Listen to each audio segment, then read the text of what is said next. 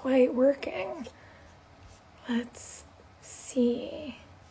Okay. Ah, I got it. All right. Now that I have this up, I can also welcome Erin into the live. We're going to have an amazing little chat today. 15 days, guys. We're getting close. Oh, close. I can feel it. I'm so pumped. Pumped for this election. Pumped to save democracy. Hi. Hello. 15 days. 15 days. How are you, you? Erin? How's it going? Good. Thanks for having me. Oh my gosh, my pleasure. I'm still not used to this like new Instagram update window I know, and situation. when you go on, your face is all of a sudden in a different spot than when Yeah. you started. Totally. Well, cool. Thank you so much for joining me today. I'm just stoked. I know that election season feels really overwhelming for a lot of people, and we're seeing these long lines. Voter suppression exists everywhere, but we're also seeing a lot of people get involved, and I think, in my perspective, be sort of reinvigorated to participate in our society and in our systems, and to demand, change and equity and all these great things. So I'm curious, where do we find you today? How are you feeling? What are you seeing? Can you tell the people a little bit about who you are and what you do? All the things. So I'm a reporter. I am physically in New York City today. Okay. And for the near and future. And I'm the author of a book called Thank You for Voting. And where I am today on, I think I'm excited. I'm excited that it's close because it has been this long anticipation period.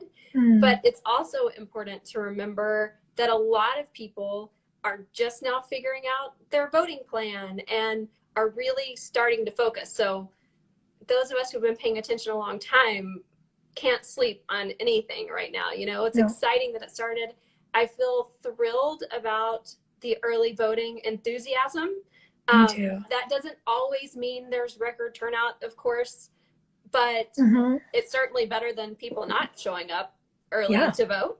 So I'm excited about that. I'm excited about the number of young people who have already voted. And I really, that's the number that I'm most excited about, is that young voter 18 to 29, because I really feel like they're going to show up this round, and I'm excited to see what that final number is. I really, really hope so. And I'm curious, you in your reporting, you're super plugged into issues around young people and voting. And I was having a conversation the other day about how Gen Z and millennials make up 37% of the voting bloc. We are the largest voting bloc this year, and there's an immense amount of power there. And I'm curious, what do turnout numbers in those blocks look like historically?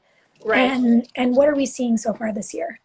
So for 18 to 29-year-olds, that's how the data is mostly broken up. So that's kind of how I talk about it, even though certainly 29 to 35-year-olds are leaving way too many votes on the table too. Yeah. But a baseline way to think about it is that every age group has a lower turnout rate than the group older than them. So it's like, as we get older, we do start voting more, but that means that the oldest group, the 65 and older, who have turnout rates often above 70%, are making a lot of decisions for the youngest group. So the 18 to 29-year-olds in 2016 had a turnout rate of 46%.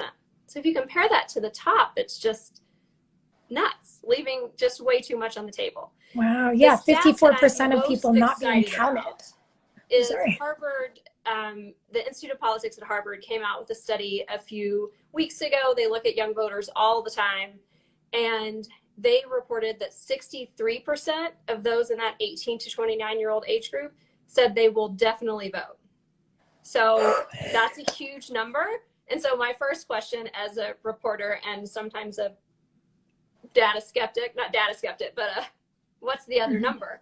And in that same study in 2016, 47% said they would definitely vote, and the turnout rate was 46.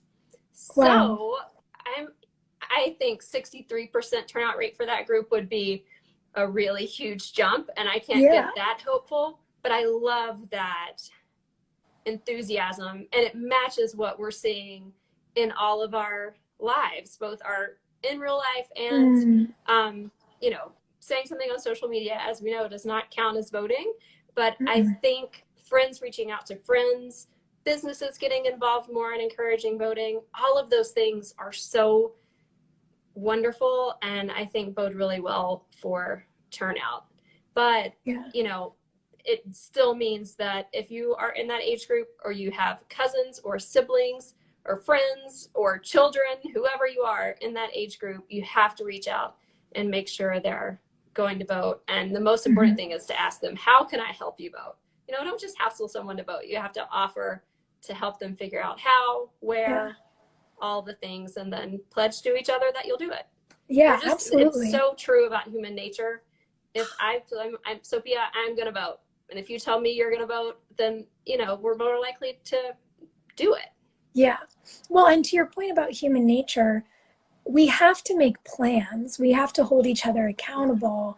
And this is a fun way to be accountable. You know, I think about things I've tried to do with friends. Like, you know, years ago, my friends and I decided to train for a half marathon to do a big fundraiser.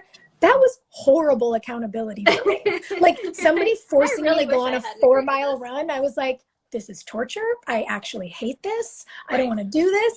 Like, making a plan with your friends to vote, that's amazing accountability. You get to walk in there, you get to make your voice heard, you get to feel like a badass.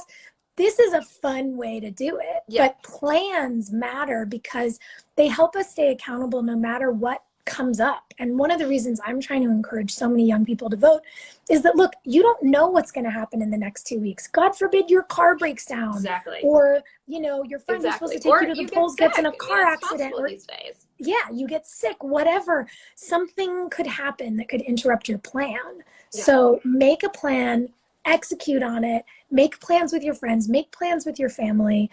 And, you know, to your point about the data around young folks, do you know something that I think is so cool is that the number one most popular issue among young, like Gen Z, young Republicans is climate change.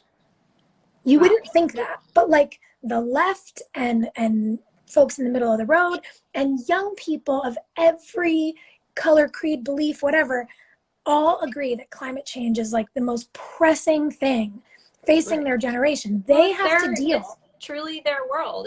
There's similar things about gun safety in schools. You know, when you are really experiencing this, and it's a way to, it's also a history talking point if friends maybe don't agree on issues. It's a great way to talk. I think it's just so cool that we can find, despite how divisive this current administration has been and how trash the current administration has been for the climate and for any environmental policy, by the way, whether you're in a red state or a blue state, like, they don't care. They're fucking up everybody's water, pardon my French, but it's true. And I think that this idea that young people, despite what things they might believe in, can unite on climate. Like, young people have to vote for it. Because it's us, it's the millennials, and then it's the Gen Zers who come behind us who are going to be stuck with the policies that our grandparents have put into action that have not been helping.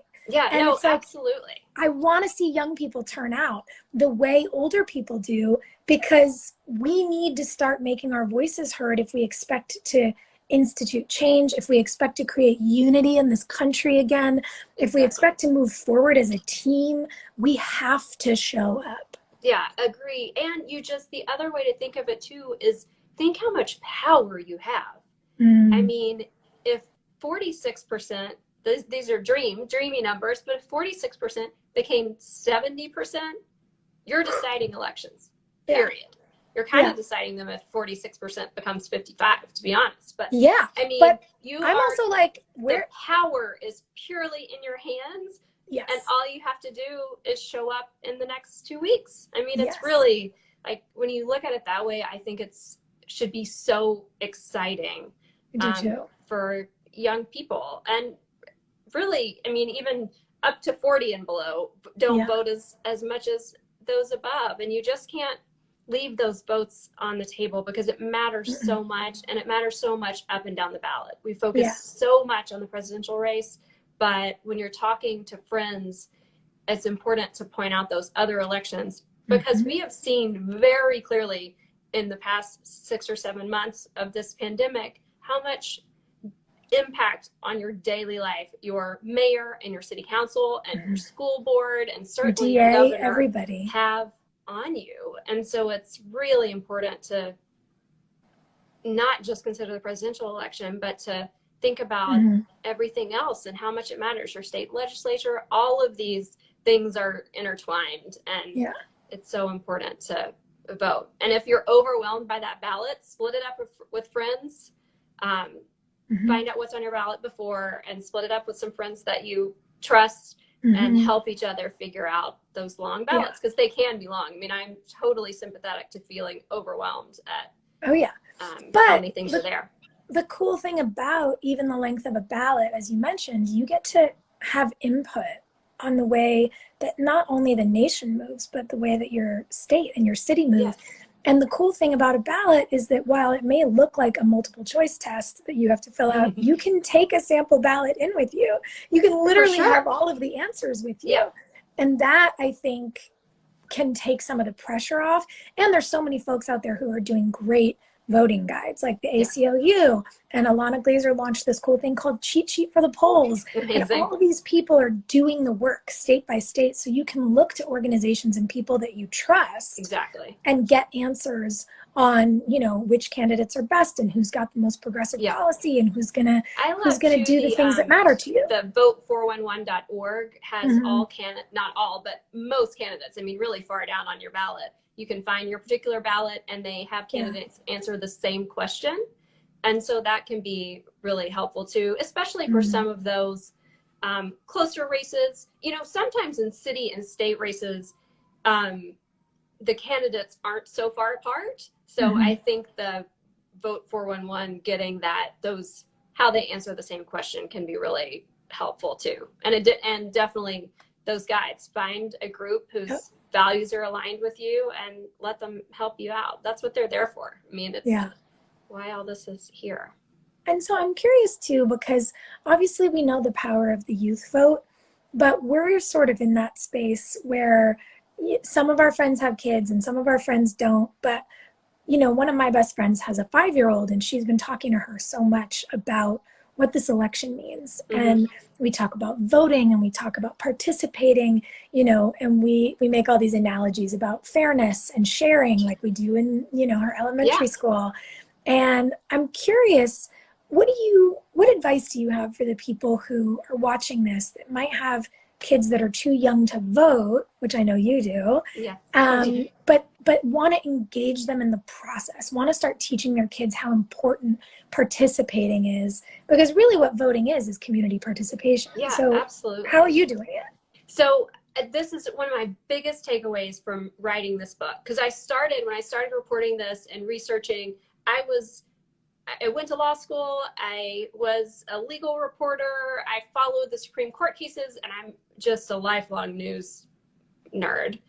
So I felt like I knew things, but I realized after 2016, there were a lot of things that I didn't know and wanted to learn more about. And I was surprised by what my biggest takeaway was from this book.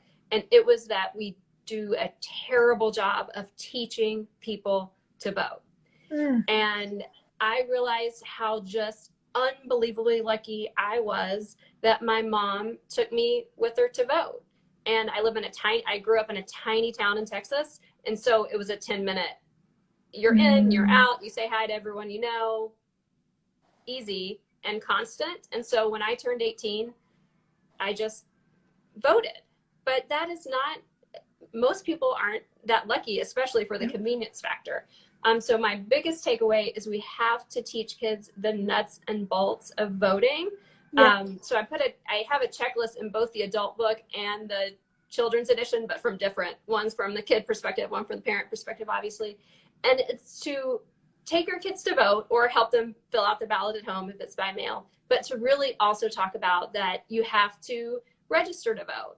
Try to work in some history by saying when you would have been able to first vote. So as a white woman, the first time I would have been able to vote nationwide was 1920.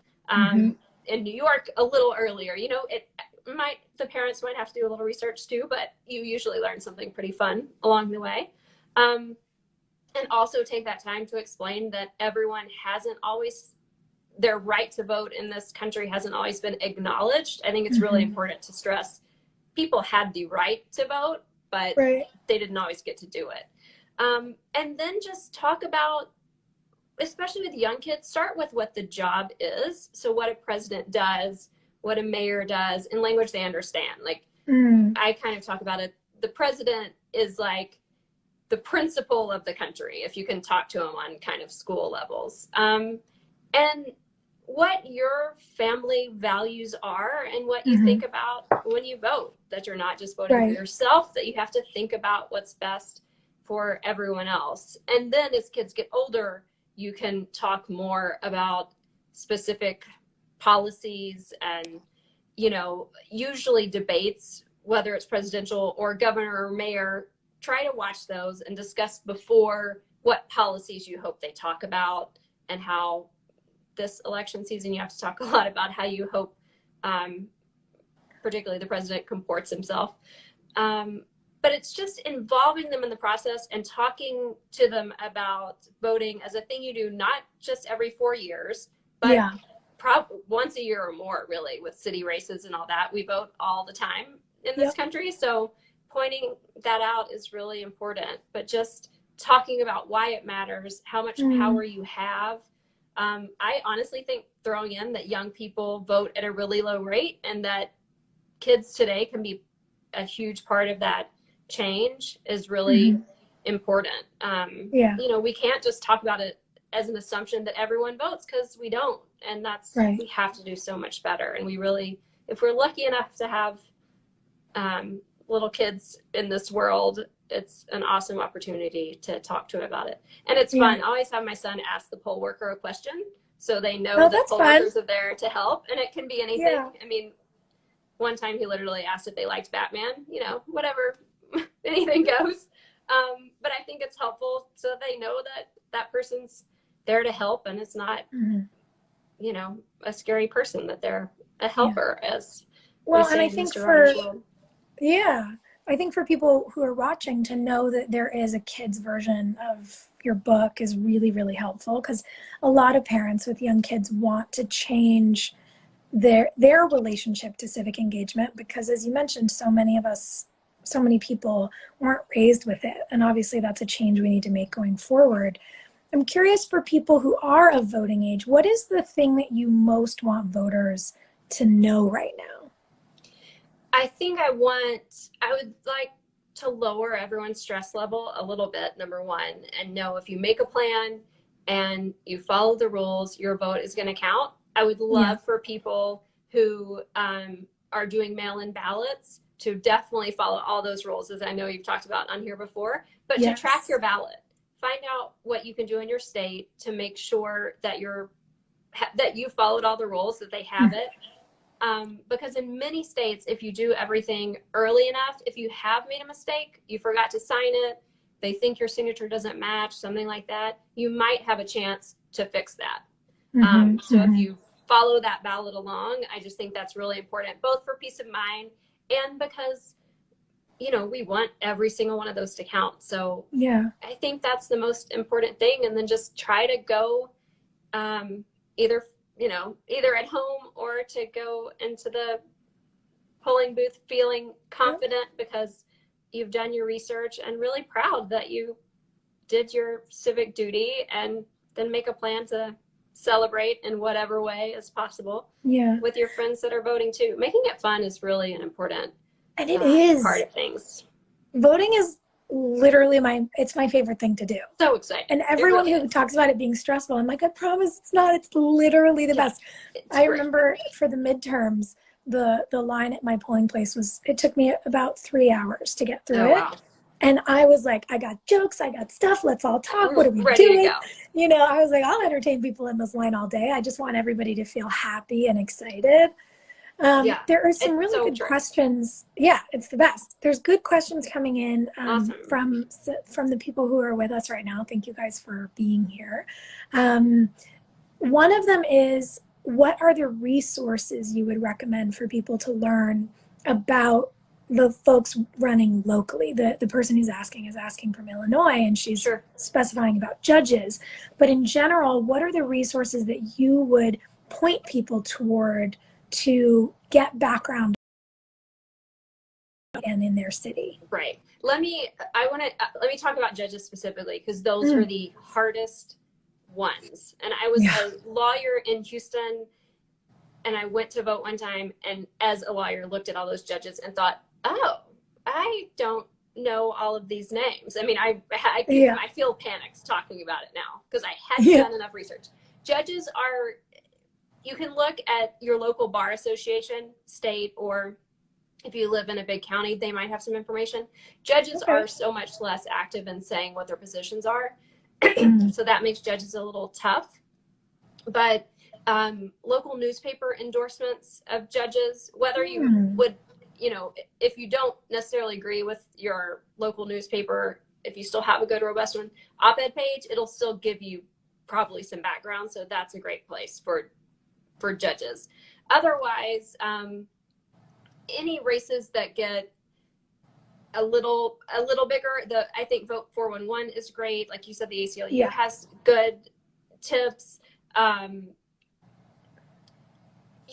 If there are any local organizations, you know, on a county level, even, that you feel like you trust, that's really great for the. So the most local you can get for your local elections is really important. And then statewide, the things that we've mentioned, usually I'll break those down. But judges are difficult, and it requires a little more digging. For judges, also go to their campaign site, and you can hopefully get a little idea of their vibe. Again, positions are hard, but you can also see what sort of work they've done. So judges' bios sometimes give you good information on kind of where they will fall sometimes, especially on criminal justice issues. That's a very good idea. And then there's also, we've had two different people ask a version of the same question, which is, I have a friend who says they're not going to vote. What are good ways to approach them to motivate them to do so and to understand why their vote really matters? Right. So the version of this question that I get the most is, especially if people live in a red or blue state. And we touched on it a little bit before, but number one, that red or blue state is primarily for the electoral college, and so doesn't matter for anything besides president. That's number one. Number two, anything in this world that you care about, your family or your job or your education, student loans, whether you want your kids to go back to school, whether you'd like to be able to go back to your college class, all of those things, whether you think you like politics or not, are decisions made by politicians. And so if you can talk to your friend about what they care about and then relate it to a position that's on the ballot, I think that's a really great way to do it. But also, especially if someone doesn't want to vote because they feel like they're in the minority party, that's just the opposite productive way to think about it, because politicians listen to people who vote, period. I wish that wasn't true, but it is. So the bigger the minority party's numbers are, the more their values and hopes and dreams and demands are going to be listened to. So if you think that the candidates out there don't represent you, or they're not speaking to the issues that you need, then you and everyone who thinks like you needs to show up. And if enough of you do, then they'll start paying attention. And then on the most cynical side of it is, the big parties decide to put money in places where they have a chance to win and run better candidates. So the more that you show up and vote your values, the closer you're going to be to have a candidate that meets that criteria. And so you just don't want to leave your vote on the table. You know, you don't let other people make big life decisions for you. And this is a big life decision. And I think, to your point, I've had conversations with a lot of folks that are virtually the same about the fact that we have been wrongly sort of informed with this idea that politics happens over there and life happens over here. Exactly. Everything we do in life is political. Everything that affects us. We have roads to drive to school on Exactly. If you're because of driving on the politics. roads, then You you're know, using politics. literally anything we do day in and day out is because of a policy that exists somewhere. And so it's up to us to participate.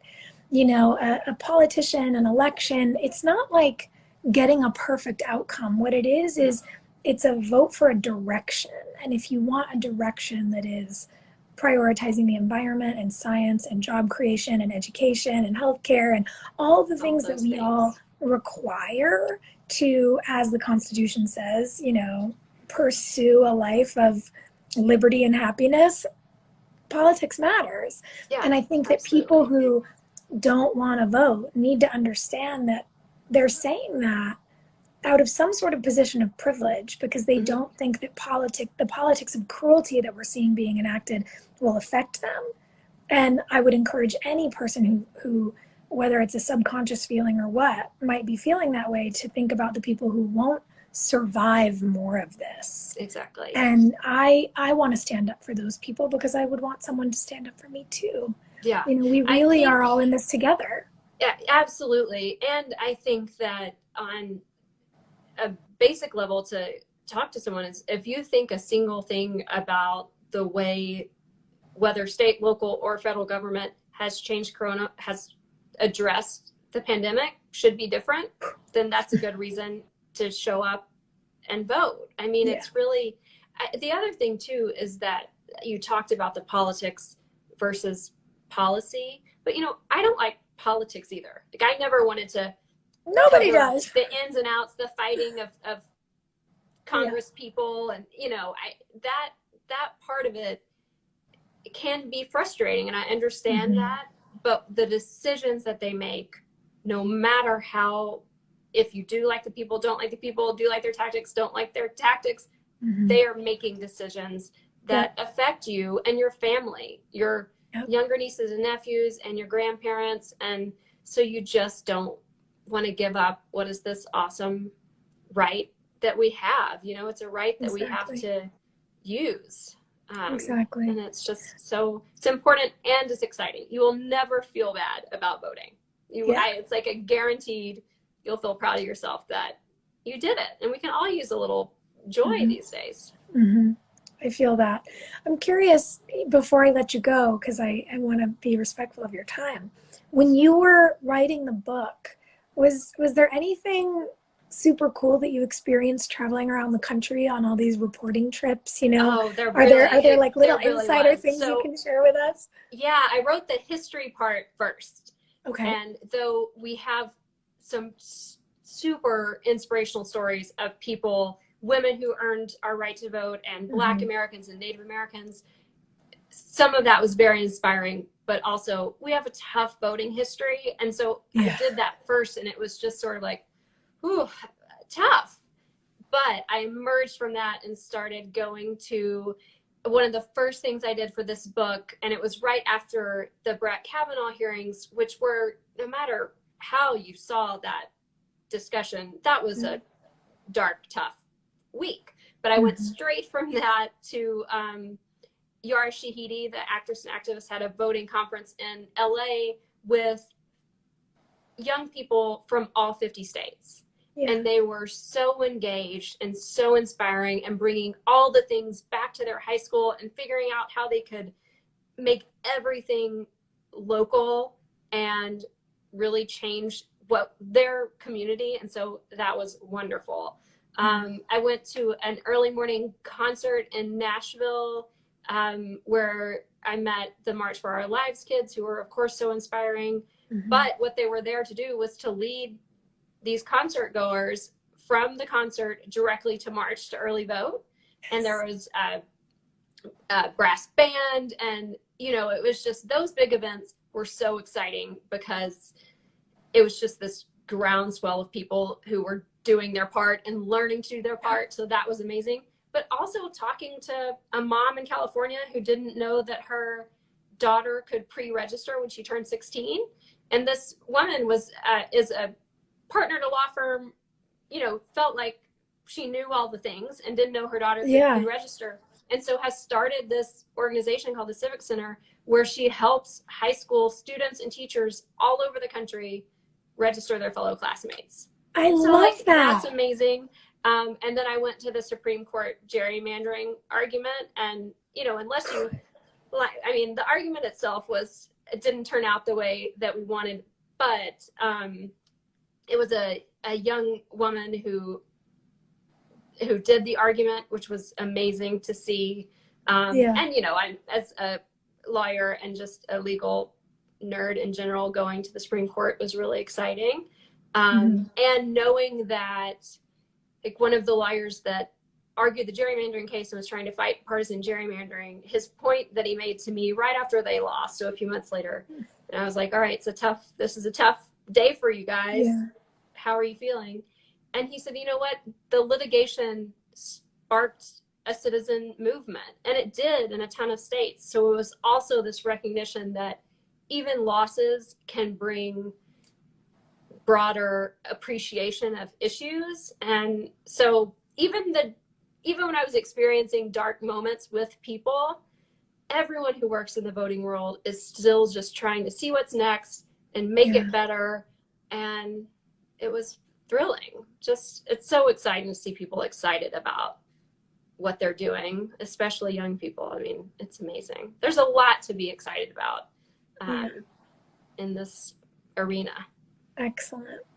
Well, thank you so much for coming and hanging today. Everybody. Thanks for having me. Yes, everybody pick up a copy of Thank You for Voting. There's so many cool stories, as Erin mentioned in the book, things that we don't hear enough about, the way that, we've been defending our right to vote for all this time, and 15 days, y'all. Make a plan. Make a plan. I know, make a plan, and then make a backup plan. That's why everything has to be early, because if that first plan falls through, then you need a second day to show up. So, and make sure the people you love have a plan and help them execute on it. Yeah, make a plan. Call friends, family, colleagues. That's what I'm saying. Get all your friends, family, colleagues to vote. Amazing. Thank you so much for today. Thanks for having me, Sophia. I really appreciate it. You've made me feel extra excited. I'm glad. I'm confident. I really am. I'm maybe not confident, but I'm optimistic. Awesome. I like some optimism. And guys, thank you all so much for tuning in. Thank you for your great questions. And we'll see you soon. Bye. Thank you. See ya.